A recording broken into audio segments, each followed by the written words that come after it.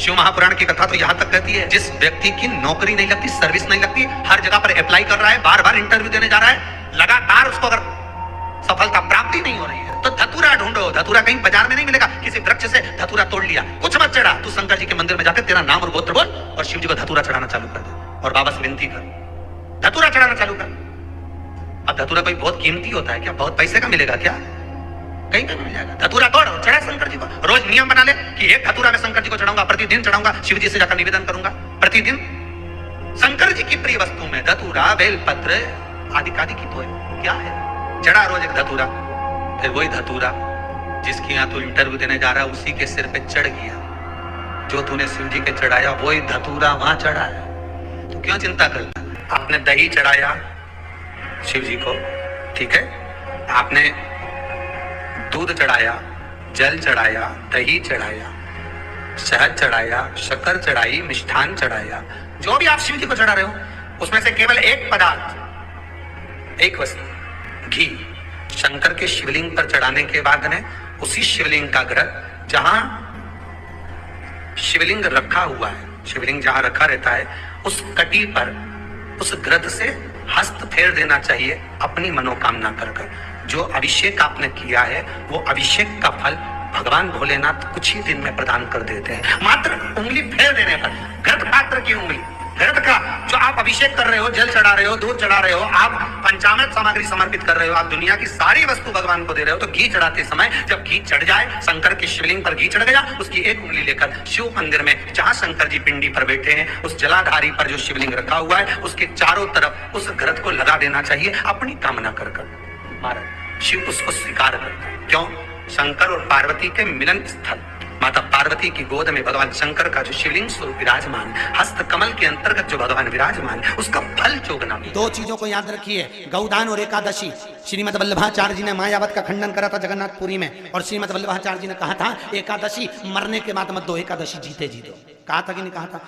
जीते जी दान करिए। इसलिए जगदीश में जगन्नाथपुरी में एकादशी उल्टी लटकी हुई है। करें अपने दर्शन, जगदीश में एकादशी को उल्टा लटकाया। क्यों? क्योंकि वल्लभ ने कहा कि एकादशी जीते जी दो। कई पंडितों कहते हैं तुम्हारे दादाजी मर गए, जब 12वें का दिन होता है ना तो पंडित जी संकल्प छुड़ाते हैं, दो एकादशी। बड़े बेटे ने 5 दे दी, छोटी बहू ने 3 दे दी, उसने 2 दे दी, उसने 2 दे दी, तो क्या तुम्हारे दादाजी भिखारी थे जो तुम्हारी एकादशियां लेकर जाएंगे? और तुम कौन होते हो दादाजी को एकादशी देने वाले? तुमने कौन सा इतने पुण्य कर लिए जो तुमने एकादशी दे दी? एकादशी के दान की महत्वता श्रीमद वल्लभाचार्य जी ने कहा कि कोई व्यक्ति अगर खटिया पर सड़ रहा है, पलंग पर तड़प रहा है, हॉस्पिटल में पड़ा हुआ है, तो निवेदन है कि उसको देखने जाओ तो अपनी करी हुई एकादशी में से 2 एकादशी का दान उसको तुरंत दे दो। क्यों? तो जिससे उसको मोक्ष मिल जाए, मरने के बाद नहीं। क्योंकि मरने के बाद तो वो 10वें के दिन, गरुड़ पुराण में लिखा है 10 दिन तक जीवात्मा घर की अटारी पे रहती है। कितने दिन? 10 दिन। 10 दिन के बाद जीवात्मा चली जाती है। कहां जाती है? उसको जहां जाना है। 3 दिन में उसको भोग भोगना पड़ता है जीवात्मा को। 3 दिन नरक का भोग भोगती है, उसके बाद स्वर्ग का भोग भोगती है। 18 दिन में ये प्रोसेस पूरी हो जाती है। कितने दिन? 18 दिन। 18 दिन के बाद में उस जीवात्मा को धान के खेत में पटका जाता है। किसके खेत में? धान के, चावल के खेत में। इसलिए कहते हैं एकादशी के दिन चावल मत खाओ। कहते कि नहीं कहते? और क्या कहते हैं? द्वादशी के दिन चावल खाना जरूरी है। एकादशी का पालना करना है तो द्वादशी को चावल का 1 ग्रास खाओ, तब द्वादशी को चावल खाओगे तो एकादशी लगेगी। चावल नहीं खाओगे तो एकादशी नहीं लगेगी। द्वादशी को चावल खाना जरूरी है। क्यों कहते हैं? क्योंकि धान के खेत में जीव को छोड़ा जाता है, उस धान के खेत में, चावल के खेत में जीवात्मा रहती है। उसको चिड़िया खाती है तो चिड़िया के रूप में जन्म लेता है, मनुष्य खाता है तो मनुष्य के रूप में जन्म लेता है। इसलिए एकादशी के दिन चावल नहीं खाया जाता, क्योंकि एकादशी के दिन हम चावल खाएंगे तो जीव हत्या का दोष लग जाएगा। फिर कब खाना है? द्वादशी के दिन। द्वादशी के दिन क्यों खाया जाता है?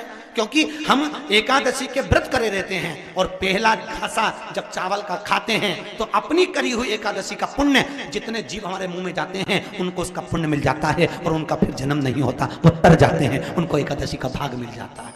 इसलिए कहते हैं एकादशी को चावल मत खाओ, पर द्वादशी को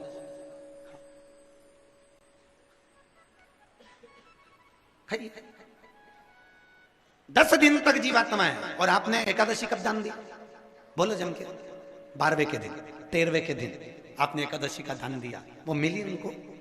अरे बोलो अच्छे से। कई तो अभी तक कर रही होगी, हमारे दादाजी के निमित्त की कर रहे हैं, कर ले। फिर वही वाली बात आ गई, गुलाब के फूल शिव महापुराण में एक बहुत सुंदर बात कही है महाराज। मान लो तुम किसी कार्य के लिए जा रहे हो, 5 बार 6 बार तुम उस कार्य के लिए होकर आ गए, या किसी से अपना पैसा लेना है और तुम उसको पास 50 बार होकर आ गए हो, भैया पैसे कब देगा?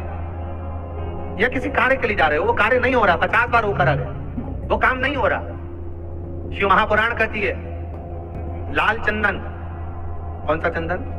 लाल चंदन को अच्छा घिसो और घिसकर तैयार कर कर बेलपत्री के ये जो दोनों भाग हैं, लाल चंदन घिसो और घिसकर बेलपत्री के ये दोनों भाग हैं, दोनों पत्तियां जो नीचे की हैं, इसमें उस चंदन को लगा लीजिए। अगर किसी से आपको पैसा लेना है, वो नहीं दे रहा, या कोई काम है या जॉब है या नौकरी है या उसके लिए, या कोई विद्याध्ययन का कोई कार्य है, कोई स्कूल में पढ़ाई कर रहे हो और वो कार्य नहीं हो रहा, 5 बार 6 बार करके देख लिया नहीं हो रहा, तो ये दोनों पत्तियों पर लाल चंदन लगाओ। लाल चंदन लगाने का मतलब ये नहीं कि जरा सी तुम बिंदी लगा दो, लाल चंदन जो घिसा है उसको पूरी पत्तियों पर अच्छे से फेरना है, उस लाल चंदन को लगा दीजिए। और महाराज बीच की पत्ती में थोड़ा सा घृत मतलब गाय का घी, गौ माता के दूध से माखन से निर्मित उस घी को बीच की पत्ती में थोड़ा सा लगा लीजिए।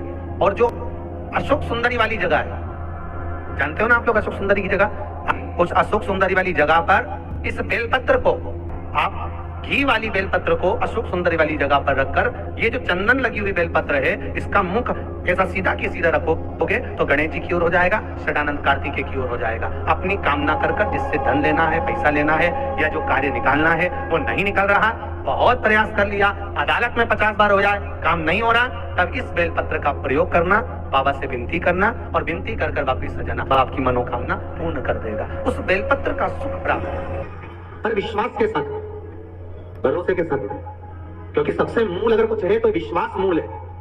मानो तो मैं गंगा, मान और ना मानो तो बहता। अगर आपका विश्वास प्रबल होगा, भरोसा अगर प्रबल होगा, विश्वास अगर प्रबल होगा तो भगवान मिलेगा, और अगर विश्वास नहीं है तो परमात्मा नहीं मिलेगा। वो भी आप समझ लें कि जैसे अष्टमी तिथि या नवमी किसी भी महीने की, चाहे शुक्ल पक्ष की हो चाहे कृष्ण पक्ष की हो, अष्टमी और नवमी तिथि, ये 2 तिथियां ऐसी हैं, मान लो तुम्हारा पैसा तुमने किसी को दिया, 5 लाख 4 लाख 3 लाख 10 लाख 8 लाख 2 लाख 50,000 25,000 20,000 40,000 और वो पैसा नहीं दे रहा, आप हार गए, कहकर फोन लगा भैया दे दे परेशानी है, दे दे भैया हम तो परेशान है, और हार गए, नहीं मिल रहा, बहुत परेशान।